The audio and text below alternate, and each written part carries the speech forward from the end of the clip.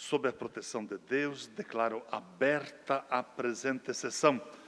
Convido o deputado Neudi Sareta, como secretário ad hoc, para que proceda à leitura da ata da sessão anterior.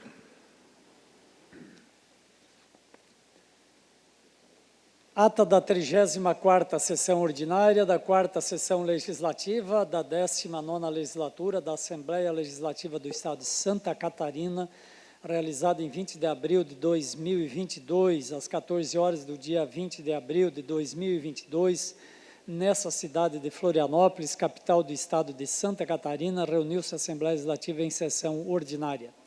Havendo quórum regimental, o senhor presidente declarou abertos os trabalhos e convidou o senhor deputado Jair Mioto para, como secretário ad hoc, proceder à leitura da ata da sessão anterior, que, em consonância com o parágrafo 1º do artigo 106 do Regimento Interno, o senhor presidente deu-a por aprovada. No expediente, o senhor presidente solicitou que se procedesse à distribuição. Breves comunicações, fizeram uso da palavra os senhores deputados Sargento Lima e Ismael dos Santos. Grande expediente, nesse horário destinado aos partidos políticos, fez uso da palavra o senhor deputado Jair Mioto. Ato contínuo, o senhor presidente suspendeu a sessão até às 16 horas. Reaberta a sessão, o senhor presidente adentrou o próximo horário, ordem do dia. A Comissão de Constituição e Justiça apresentou o parecer contrário aos projetos de lei 79, 257, 342, 346 e 385 de 2021. Foi aprovada a redação exarada ao projeto de lei 1/2022. Após ser discutida pelo senhor deputado Ismael dos Santos, foi aprovado em turno único o projeto de lei 385/2019, com emenda substitutiva global e subemenda aditiva. Foi aprovado em turno único o projeto de lei 54/2022.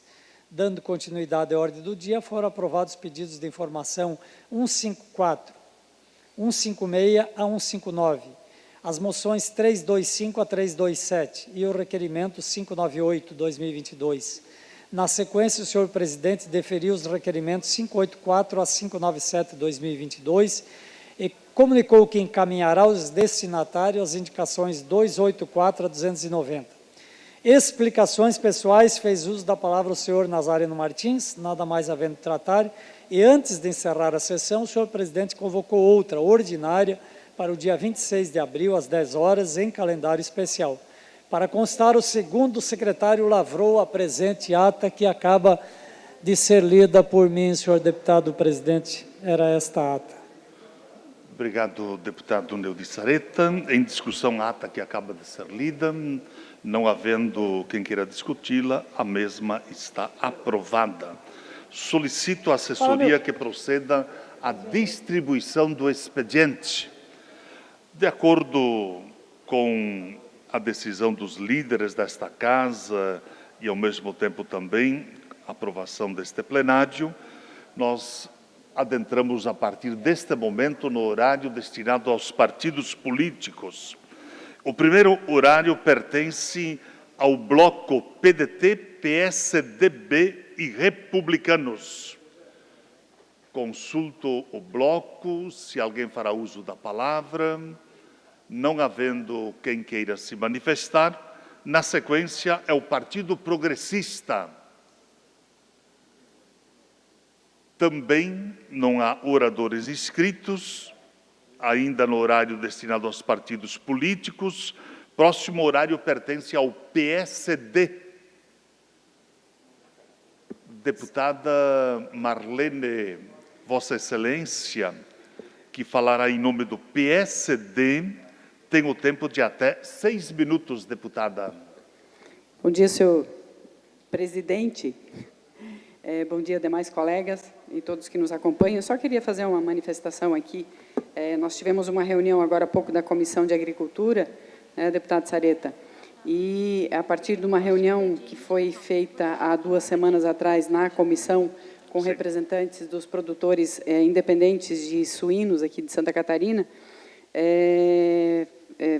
onde foi trazida a demanda, né, e um problema muito sério que estão passando esses produtores, principalmente os pequenos produtores, né, a partir da seca, da sequência, aliás, de estiagens que a região Oeste, principalmente, foi acometida, naquela ocasião, foi solicitado ao governo do Estado, e aqui temos o nosso presidente da comissão também, que acabou de chegar, recursos para que esses pequenos produtores possam fazer o custeio das suas propriedades. E hoje o nosso presidente anunciou que, a partir de conversas com o presidente aqui da Casa, com a Secretaria da Agricultura, Governo do Estado e a Comissão de Agricultura, foi definido a liberação de 10 milhões de reais, numa parceria com a Assembleia Legislativa e o Governo do Estado, com recursos de até 400 mil por produtor, com um juro subsidiado também de até 5%, e, segundo o que nos informou nosso presidente da comissão, que esses recursos, a partir da semana que vem, já estariam disponíveis na rede bancária aqui de Santa Catarina. Então, uma notícia muito importante, que eu imagino que o nosso presidente, Zé Milton, possa também aqui confirmar, mas que vem a ajudar muito esse setor tão importante, né, da produção aqui, agropecuária aqui de Santa Catarina, especialmente os pequenos produtores, que são produtores independentes, né, e que precisam e que esperavam muito por essa notícia tão importante para poder continuar a se manter, né, produzindo, na produção de suínos aqui em Santa Catarina. Era isso, senhor presidente. Feita a manifestação, deputada Marlene. Na sequência, ainda no horário dos partidos políticos, pertence o próximo horário ao Partido dos Trabalhadores. Consulto a bancada, quem fará uso. Ninguém inscrito para a manifestação. Na sequência, PTB. PTB, da mesma forma, também não há oradores inscritos. Bloco MDB e Novo. Consulto o bloco. Senhor presidente. Deputado Valdir Cobalcini, Vossa Excelência, que fará uso da palavra em nome do bloco MDB e Novo, tem o tempo de até 15 minutos. Obrigado, presidente, deputado Padre Pedro Baldiceira.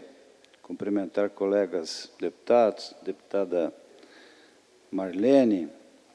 Neste último final de semana, a partir de quinta-feira, nós visitamos municípios do extremo oeste do nosso estado, começando lá por Itapiranga, até Dirinho Cerqueira, passando por cada um dos municípios daquela região, e coincidiu com o anúncio de um relatório apontando a BR-163, deputado Padre Pedro, como a pior rodovia do Brasil. Não apenas de Santa Catarina, mas do Brasil, deputado Fabiano. Imagina não fossem os 100 milhões de reais aprovados por esta Casa para, pelo menos um pouco, mas eu passei por ela algumas vezes nesse fim de semana, no trajeto entre os municípios e depois no retorno. Imagina à noite com chuva, como ocorreu lá. Eu próprio fui vítima. Também que só foi um pneu, mas poderia ter sido muito pior. Então, levantar, não tem como a gente se calar diante desta situação, que, aliás, não apenas a 163, eu também não quero eximir aqui os trechos que nós temos de rodovias estaduais. E, por conta disso, nós convidamos o secretário de Infraestrutura, Tiago Vieira, para que faça um relatório sobre a situação das rodovias, um cronograma sobre obras, sobre lançamentos de obras, o programa de manutenção das nossas rodovias, porque, efetivamente, com o período que se aproxima, período de chuvas, e que bom que venham as chuvas, até há pouco tempo a gente estava discutindo, e precisamos continuar discutindo a estiagem, porque para o ano que vem, final desse ano, as previsões que novamente teremos nova estiagem, e a bancada do Oeste faz esse debate, não apenas o debate, mas trabalha um programa permanente de enfrentamento à estiagem.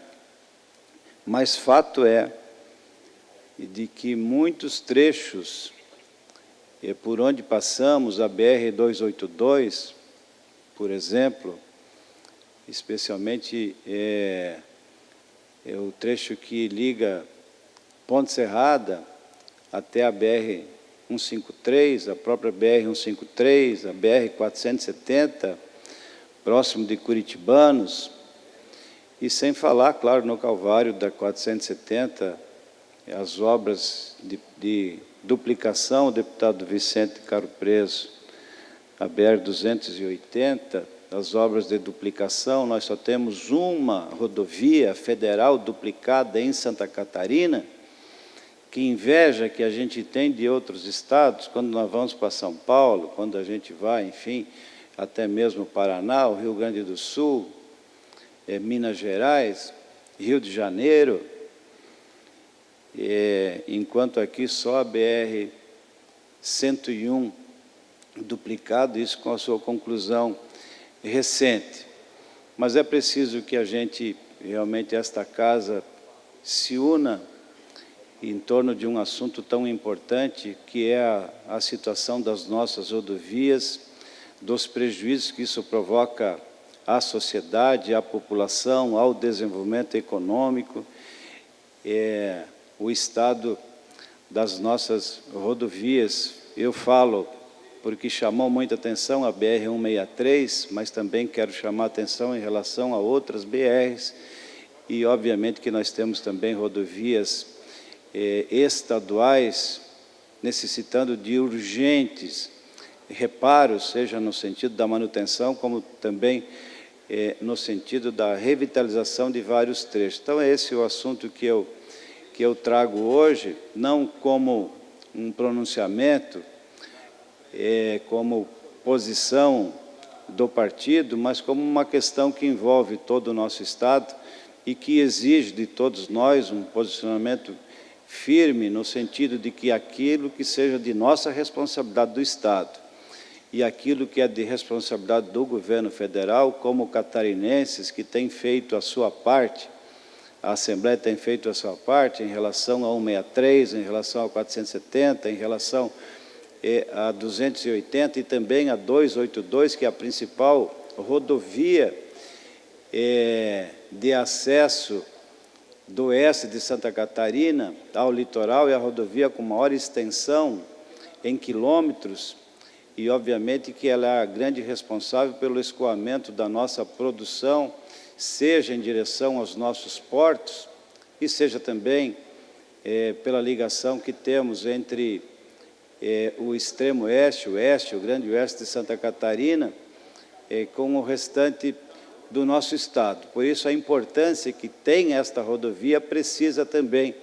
ter a consideração do governo federal em relação, seja a manutenção, que é uma questão absolutamente obrigatória, um projeto de duplicação desta rodovia, a ampliação da rodovia, pelo menos a curtíssimo prazo, médio prazo, deputado Fabiano da Luz, em construção de terceiras faixas. Nós somos usuários desta rodovia todas as semanas, e olha os sustos que a gente tem passado, deputado Milton Ovos, andando pelas nossas estradas. A sobrevivência já é um grande desafio. Nós que todas as semanas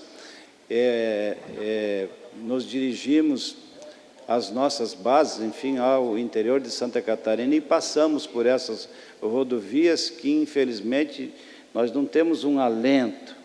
Olha, temos um prazo, temos um projeto que foi apresentado, licitação que foi lançada, obra que está andando, um cronograma, prazo, a gente não tem tido isso.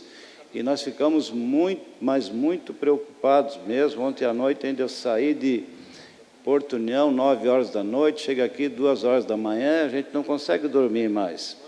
Deputado Cobalcini. Sim, deputado Conceda-me uma Fabiano. parte, por favor. Com certeza, deputado Fabiano. Eu quero cumprimentar todos e principalmente parabenizar Vossa Excelência por levantar esse tema, porque nós nos deparamos com a informação de que Santa Catarina tem a pior rodovia pavimentada do Brasil. A pior do Brasil.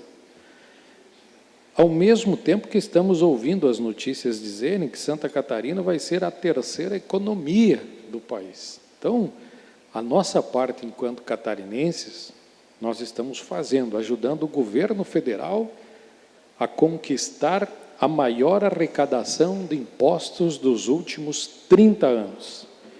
Em contrapartida, recebemos o título de piores rodovias de Santa Catarina, com 70% delas, pior do Brasil, com 70% delas em mau estado de conservação.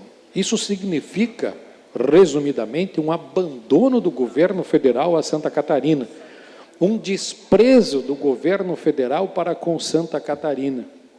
E eu estive, na sexta-feira, quando saí à noite de Abdom Batista para chegar em casa à 1h, baixo de chuva, eu encontrei naquele trecho, entre o trevo do Irani e a Ponte Serrada, 3 veículos na beira da estrada trocando pneu, com chuva, trocando pneu com chuva. De manhã cedo, ao ir a Dionísio Cerqueira, encontrei no trecho veículo capotado, eu encontrei mais 2 veículos trocando pneu. Aí você pensa, puxa, qual é o respeito que se tem com o cidadão em Santa Catarina?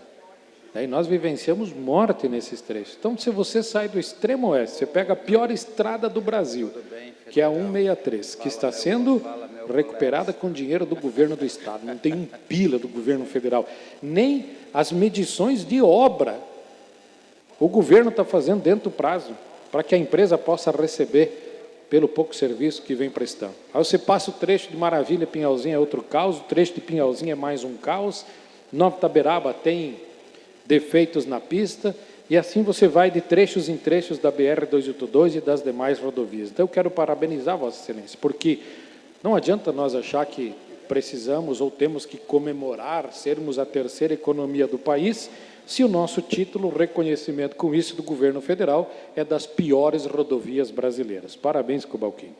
Obrigado, deputado. Concede uma parte, deputado. Fabiano, com certeza. É deputado Milton Lopes. Deputado Cobalcini, lhe agradeço o tempo, mas o tema é importante. E falar também da 470, que não é diferente, deputado Cobalcini. Só esse ano, 4 carretas tombaram na curva da morte lá em Ibirama.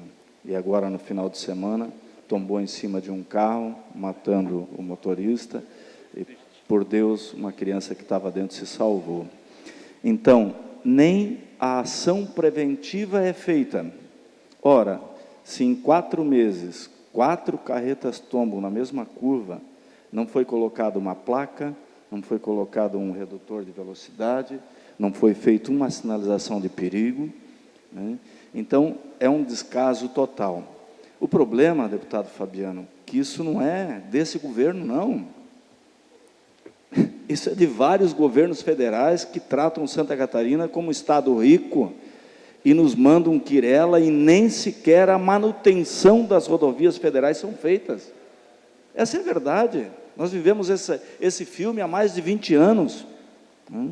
Então, é triste a gente tá falando sobre isso, depois de uma notícia que todos nós já sabíamos, a Fiesc apresentou esse levantamento. Aliás, 70% das rodovias estaduais também se encontram na mesma situação, deputado Cobalcini, por falta de manutenção, por falta de projeto de recuperação.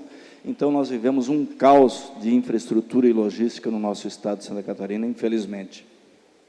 Obrigado, parte, deputado Milton Lopes. Deputado Vicente. Pois não, deputado Adriano, em seguida.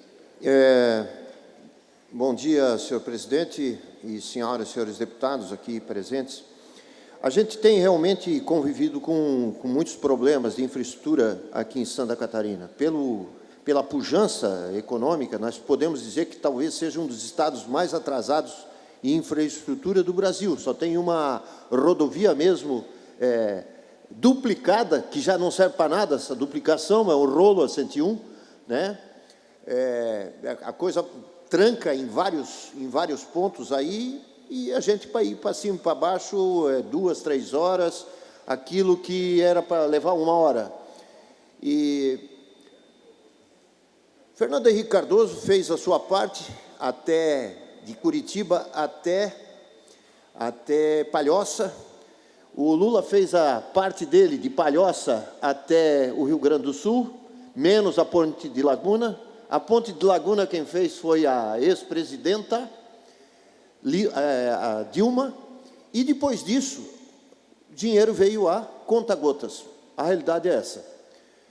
Nós esperamos que venha mais recursos aqui para nosso estado, que a gente possa realmente dar um grito de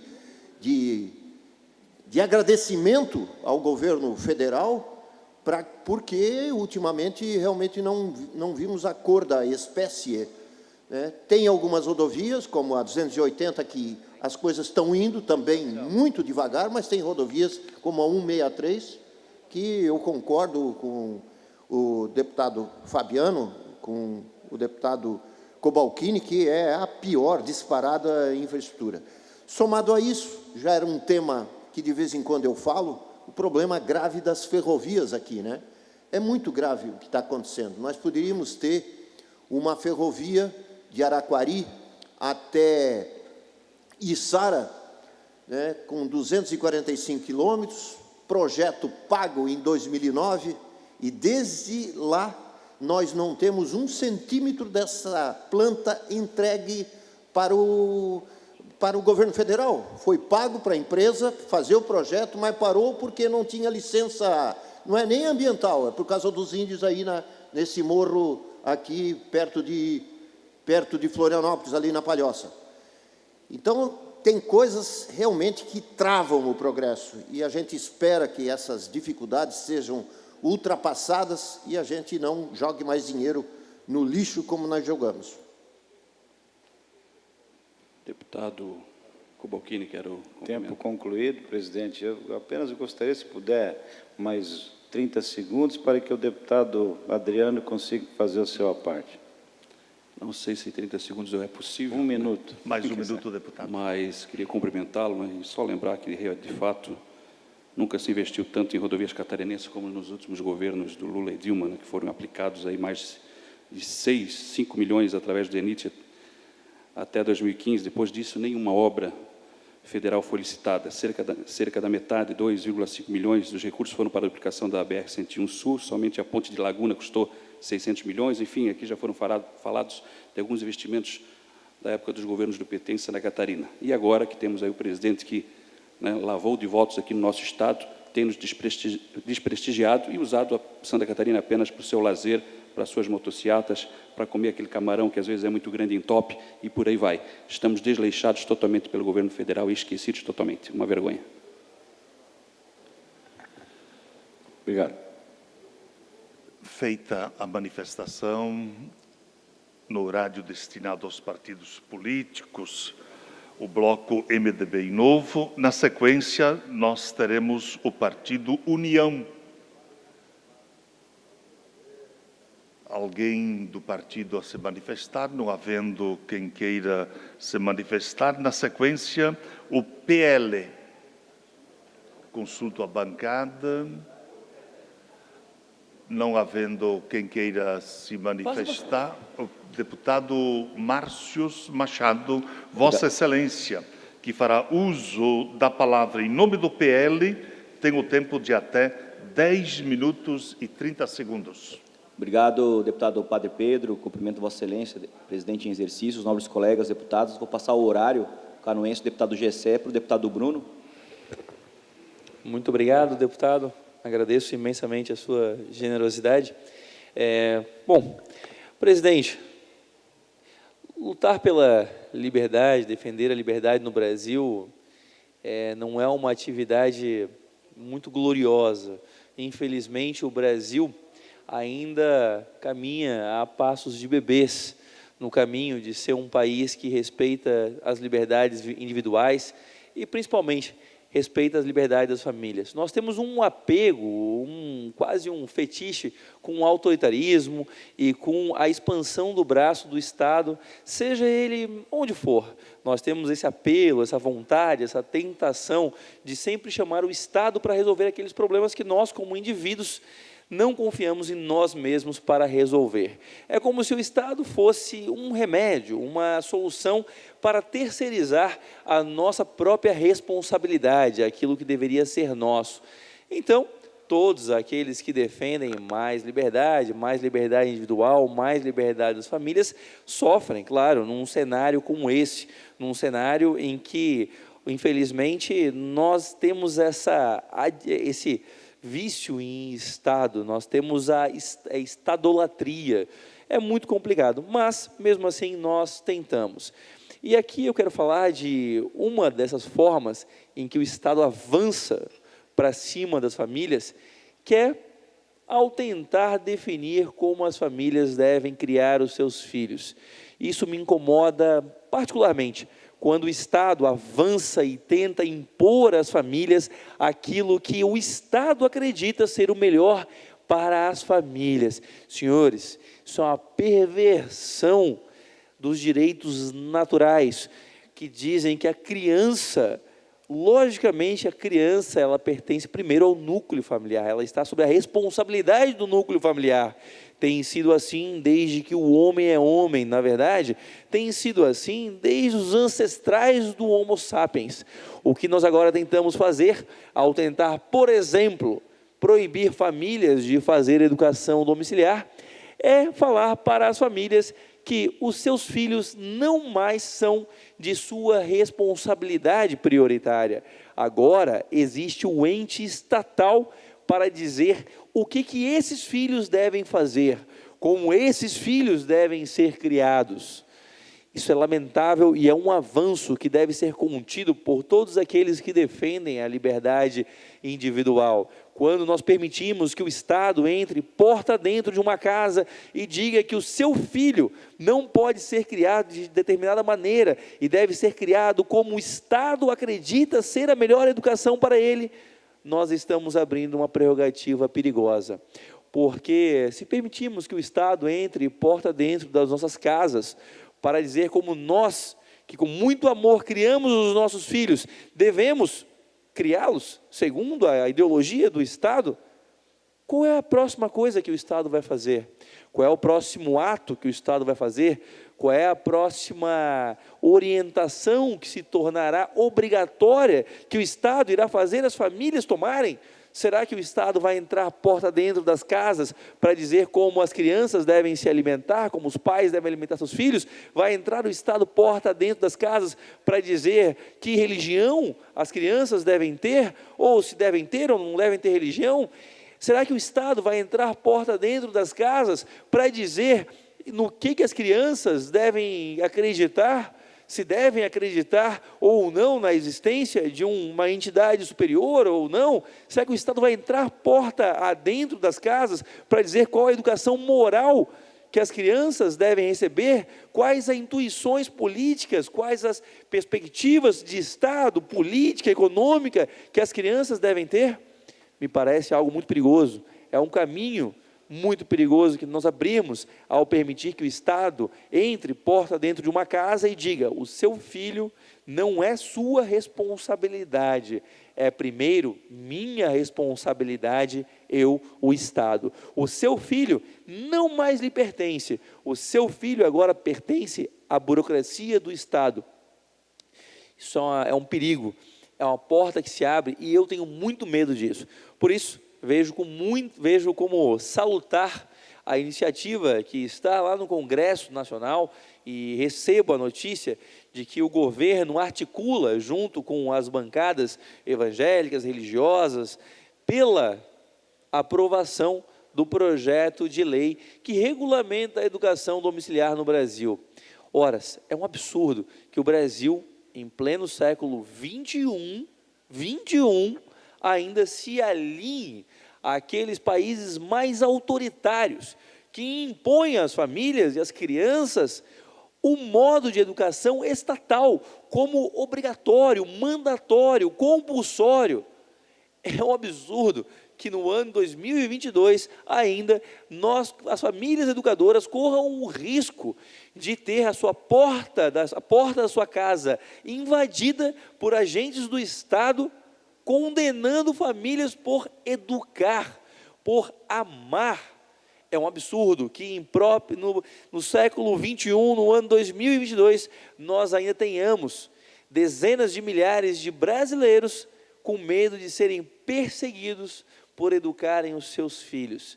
Nós temos que aprovar esse projeto urgentemente, o mesmo projeto que essa casa aqui deu uma sinalização muito positiva aprovando. Nós temos que aprovar lá no Congresso Nacional para que o Brasil inteiro se veja livre desse autoritarismo sobre as famílias, para que famílias de brasileiros não sejam mais perseguidas pelo braço longo, forte do Estado, que impõe às pessoas aquele modo em que os burocratas acham certo educar.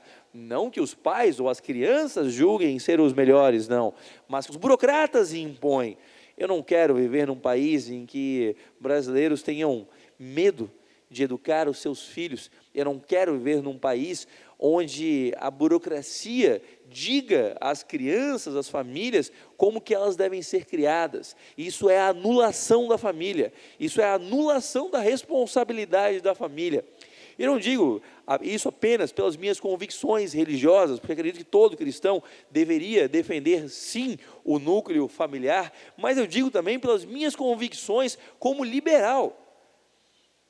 Que país nós estamos criando onde o Estado detém esse tipo de prerrogativa de entrar no núcleo familiar e dizer como uma família deve ou não ser comportada?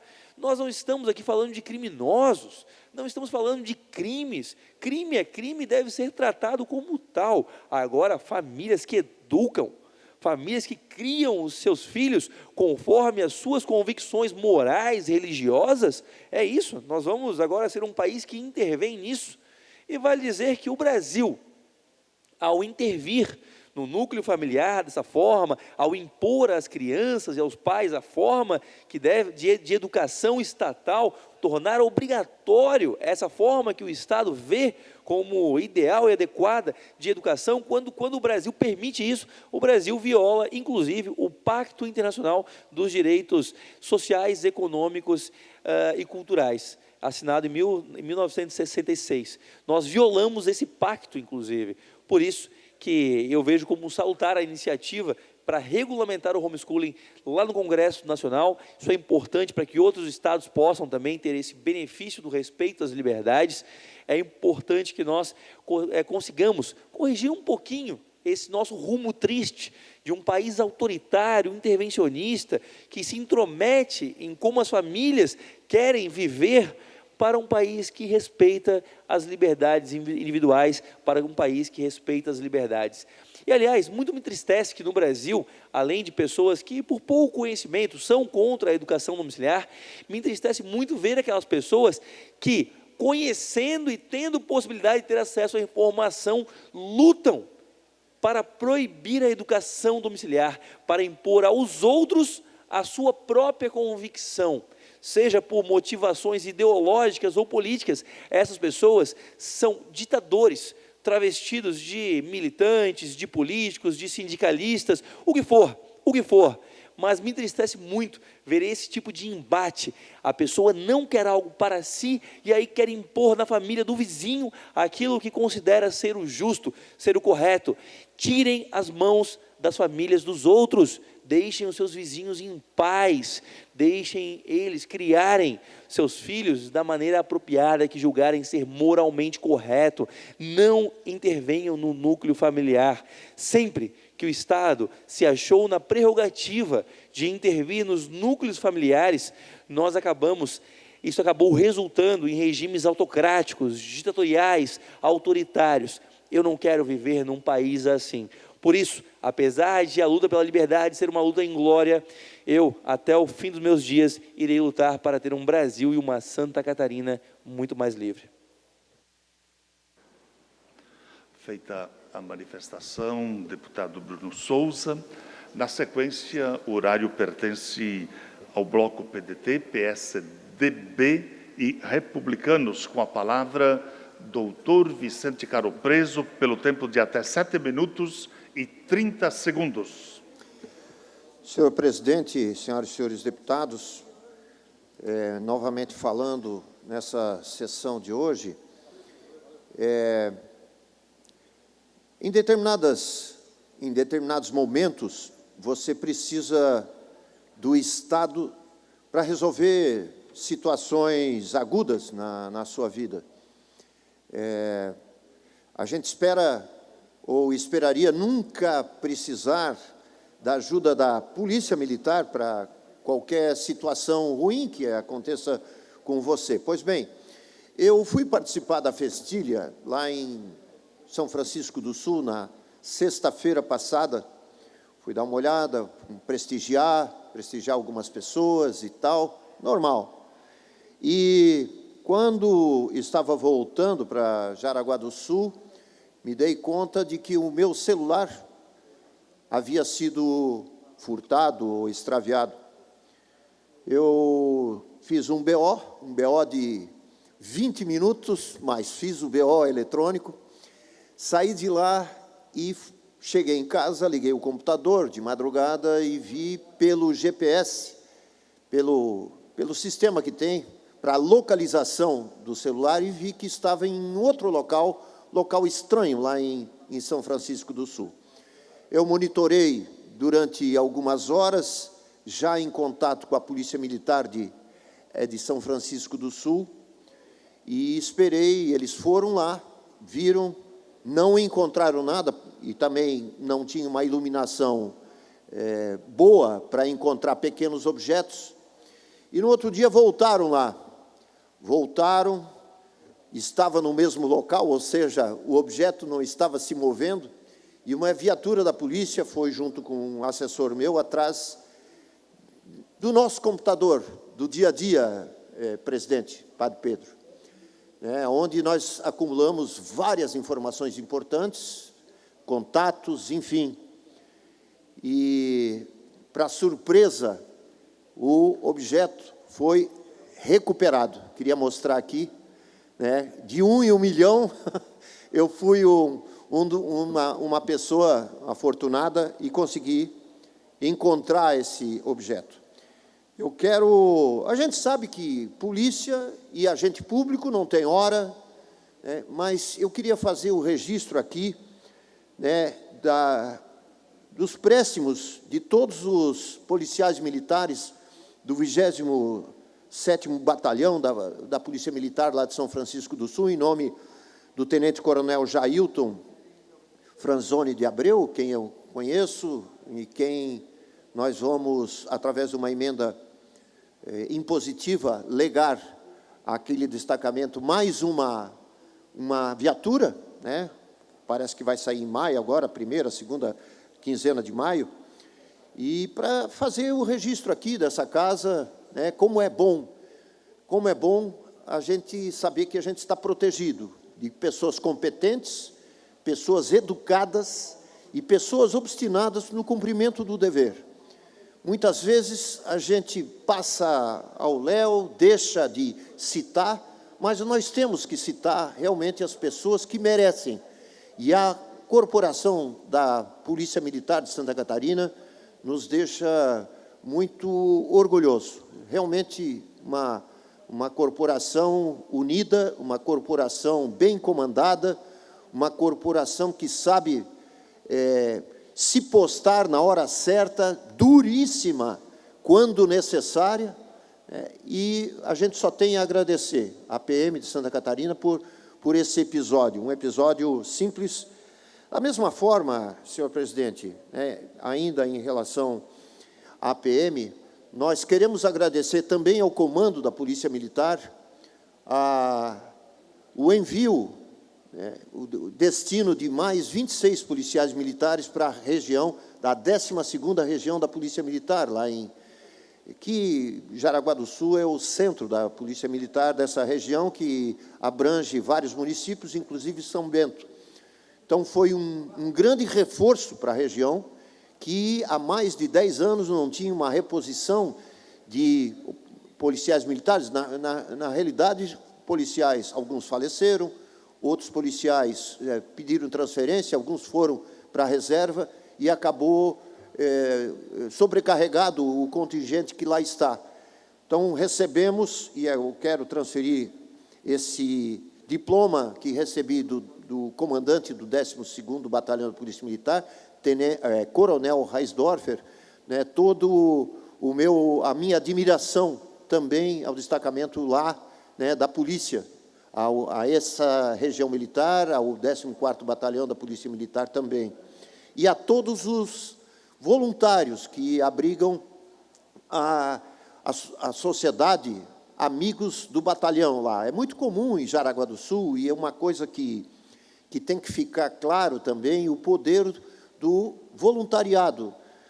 No estado de Santa Catarina, mas algumas cidades se destacam, eu vou puxar um pouquinho a brasa para a região, né? Se nós temos hospitais indo bem, com superávit, mesmo hospitais que prestam atendimento, 87% pelo SUS, é devido ao voluntariado, à sensibilidade social da nossa gente, e nós só temos a agradecer esse pessoal, muitas vezes, a grande maioria das vezes, anônimo, para resolver situações como a PAI, AMA, Rede Feminina, Corpo de Bombeiros Voluntários, que para nós assim é a corporação mais importante, mais bem avaliada em tudo que é pesquisa.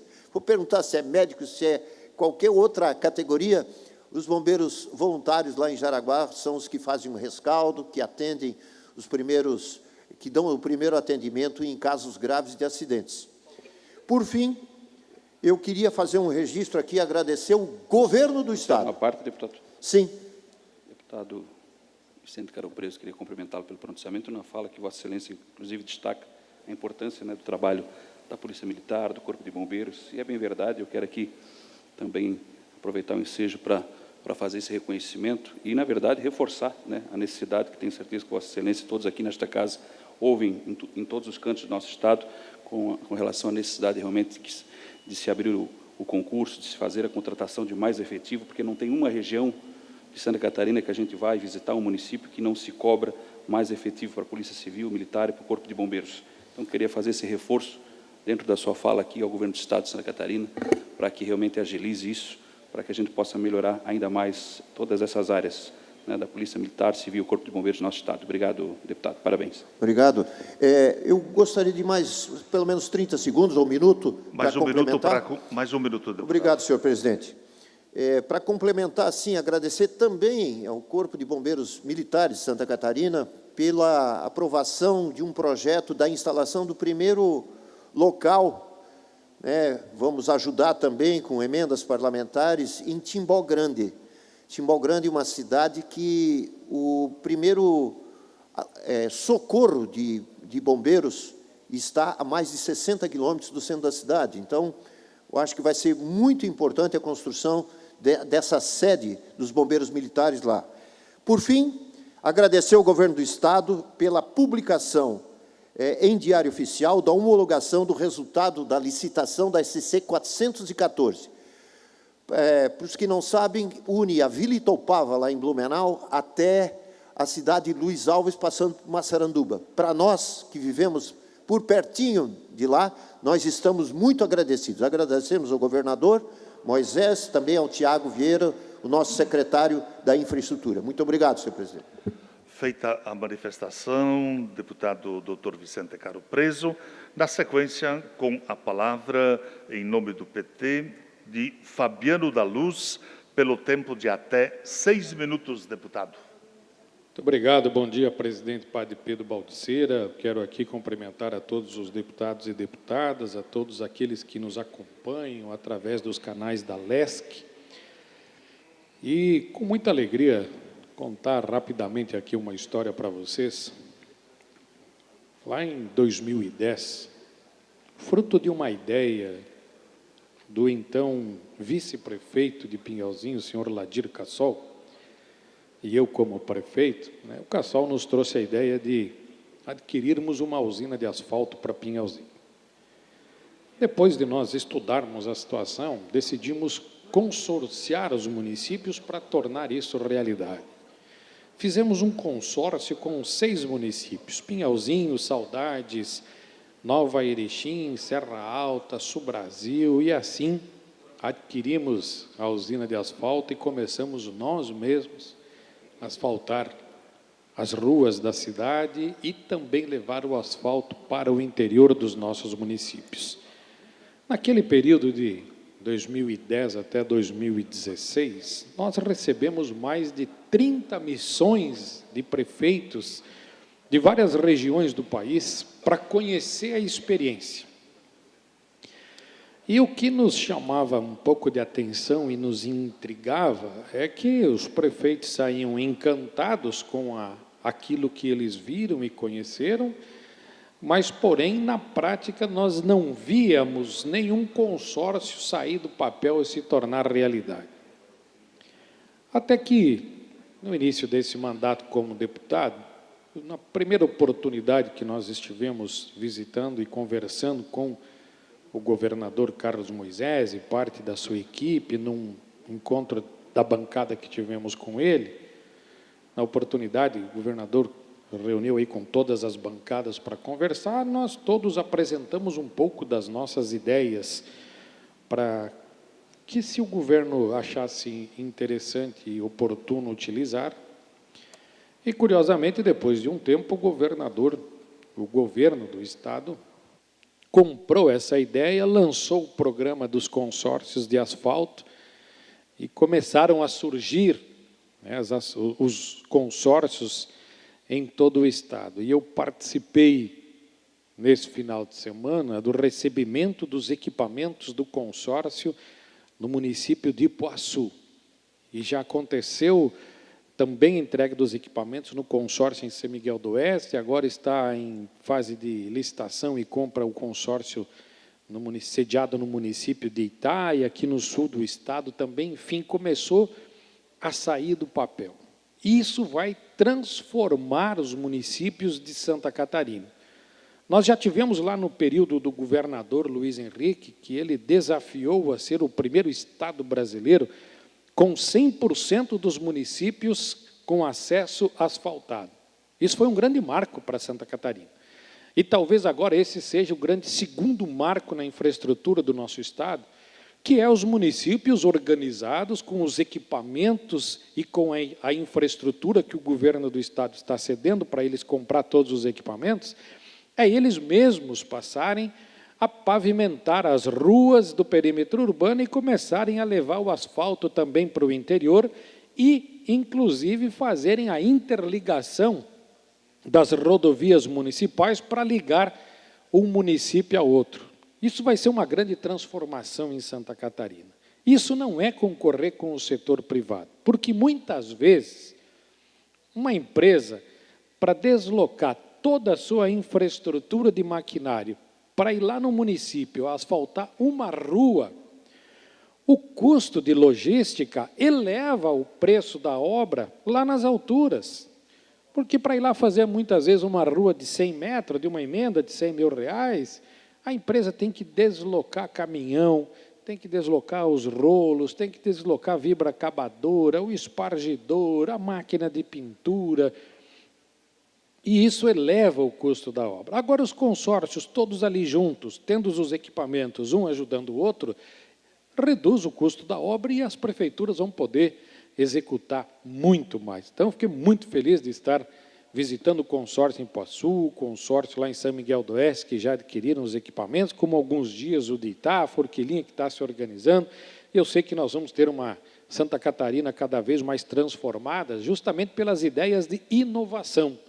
Porque não é só fazer o feijão com arroz, só cumprir com as metas fiscais que a gente precisa, mas sim os prefeitos, os vereadores, nós deputados, nós precisamos todos buscar inovação. buscar aquilo que pode trazer, de certa forma, algo que melhore, que facilite, que aumente a qualidade, que crie uma desburocratização para que a gente faça realmente as coisas acontecerem em Santa Catarina. Somos um dos melhores estados do Brasil, isso é verdade, em economia, em produção, em estrutura, em modernização também. Então, tudo que nós puder, enquanto catarinense, fazer para melhorar ainda mais, com certeza quem ganha são os mais de 7 milhões de catarinenses. Obrigado, presidente.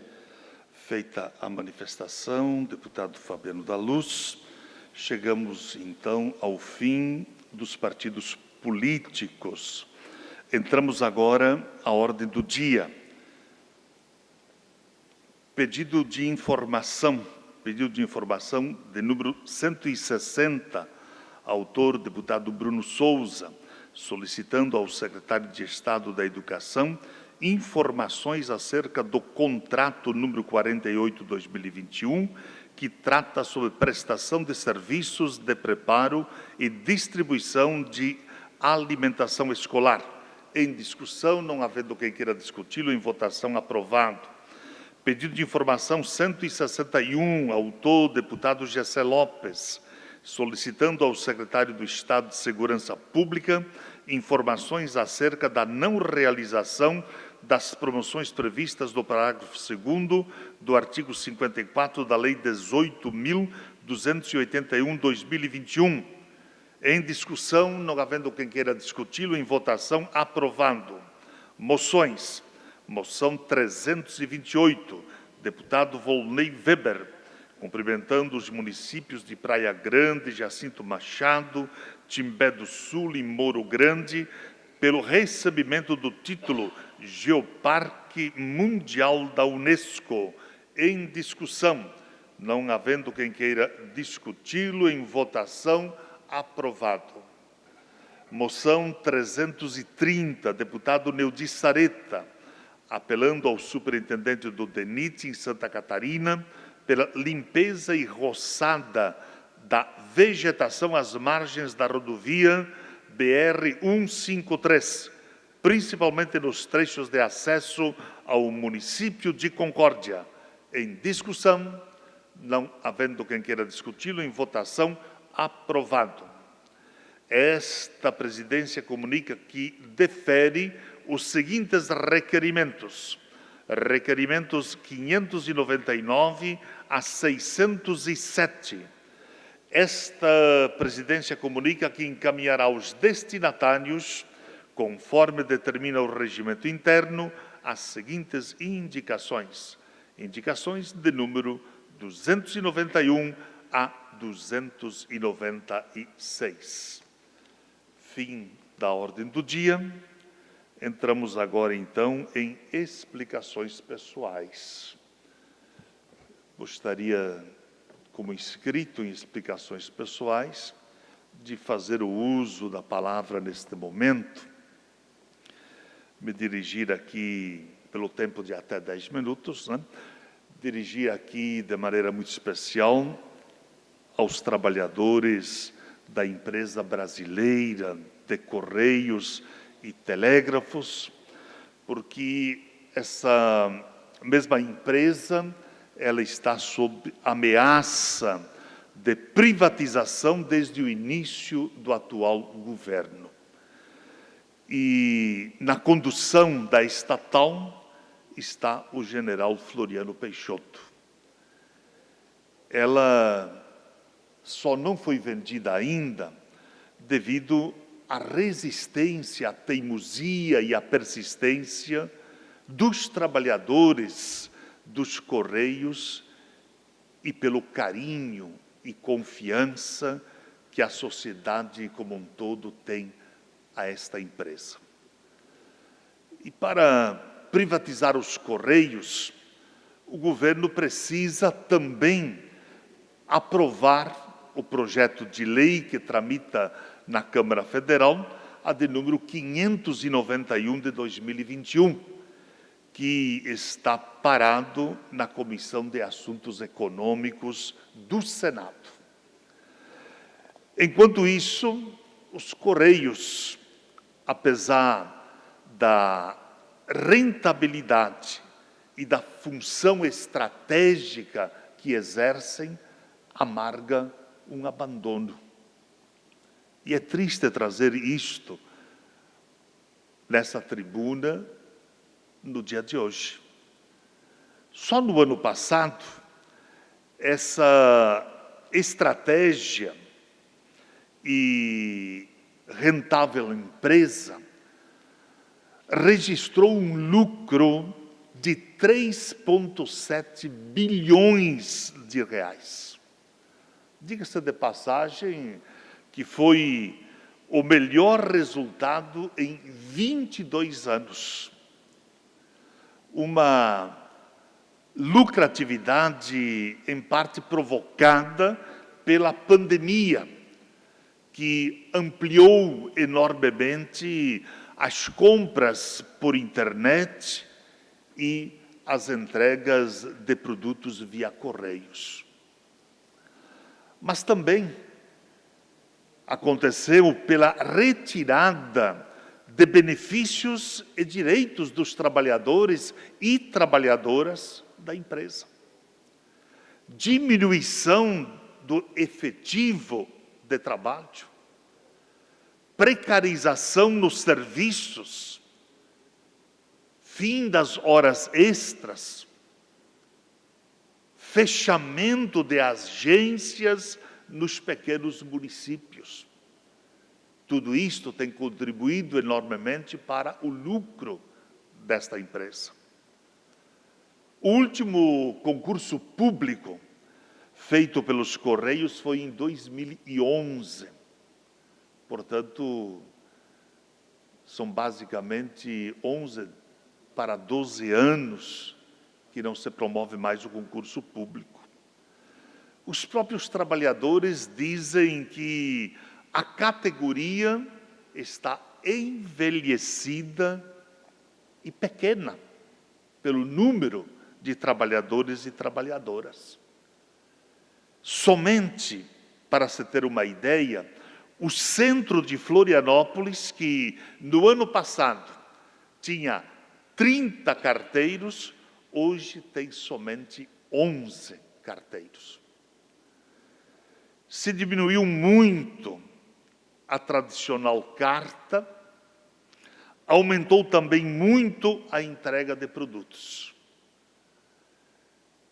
A preparação da privatização da empresa é para atender, sem dúvida nenhuma, a cobiça de grupos que trabalham com a entrega de mercadorias. E todos nós sabemos o que vai acontecer se os Correios, de fato, forem privatizados.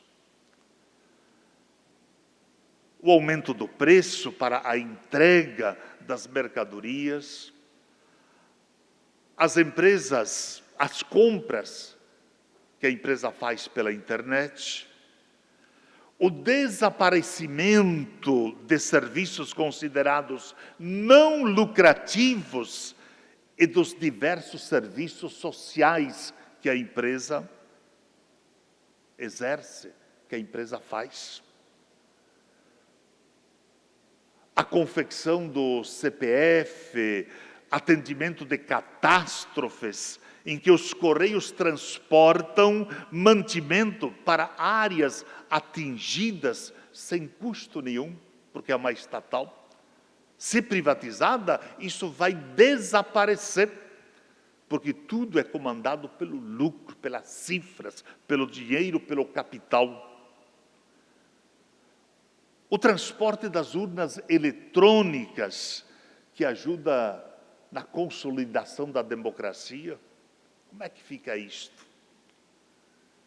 Portanto, a privatização dos Correios levará à completa ausência de atendimento nos pequenos municípios e localidades, por essas praças serem consideradas não lucrativas. Portanto, quando deixa de ser estatal e se privatiza, com toda a certeza, o centro de tudo isto será o lucro, o dinheiro, e não é a qualidade da prestação do serviço. Portanto, fica registrado na manhã de hoje a nossa manifestação e indignação pelo processo de privatização dos Correios a nível de Brasil. Com a parte, deputado Adriano. Deputado Padre Pedro, quero cumprimentá-lo por sua fala. Aliás, trouxe todas as informações a respeito do assunto. Em Blumenau, não diferente também, fecharam agências dos Correios. Nós temos acompanhado essa problemática, a precarização do trabalho, dos trabalhadores, e toda essa situação, onde, inclusive, tenho certeza, não foram poucos os trabalhadores dos Correios que se iludiram com o atual governo, que se iludiram com quem comanda a nossa nação neste momento. Tenho falado com muitos carteiros, com muitas pessoas que trabalham nos Correios, e arrependidos estão muitos. Infelizmente, um pouco tarde, mas as consequências estão aí agora. E, como Vossa Excelência falou, a gente não consegue entender como no Brasil aquilo que dá lucro se pretende privatizar, se pretende entregar para a exploração, e muitas vezes do capital internacional. Não é diferente, a gente poderia falar das questões dos combustíveis, a política adotada no nosso país e o que se fez com as riquezas que estão no nosso solo, na nossa pátria, aqui no nosso país. E o que acontece agora, o povo brasileiro pagando a conta a cada vez que precisa abastecer o seu veículo. Mas os Correios precisam ser preservados, os empregos precisam ser preservados, os direitos precisam ser preservados e, principalmente, o atendimento à população. E aí eu tenho certeza, Vossa Excelência deixou muito claro, lá na ponta, em especial as comunidades mais carentes, lá nos morros, nas vilas, nas comunidades, não diferentes lá de muitos pontos da nossa cidade, lá em Blumenau, que vai sobrar a conta a ser paga. Porque aí, com a ausência dos Correios, ou seja, eu quero ver os Correios entregar, fazer o seu trabalho como vem fazendo até então, prestar o serviço realmente lá no alto do morro, lá no alto das comunidades mais distantes de cada município catarinense. Então, aliás, de todo o nosso país. Então, muito parabéns pela fala de Vossa Excelência, trouxe aí realmente um resumo de toda a situação preocupante e não a privatização dos Correios. Não a privatização. Parabéns. Obrigado, deputado Adriano. Incorporo vossa manifestação à minha. Não havendo mais oradores inscritos em explicações pessoais, essa presidência, antes de encerrar a presente sessão, convoca outra ordinária para o horário regimental. Está encerrada a presente sessão.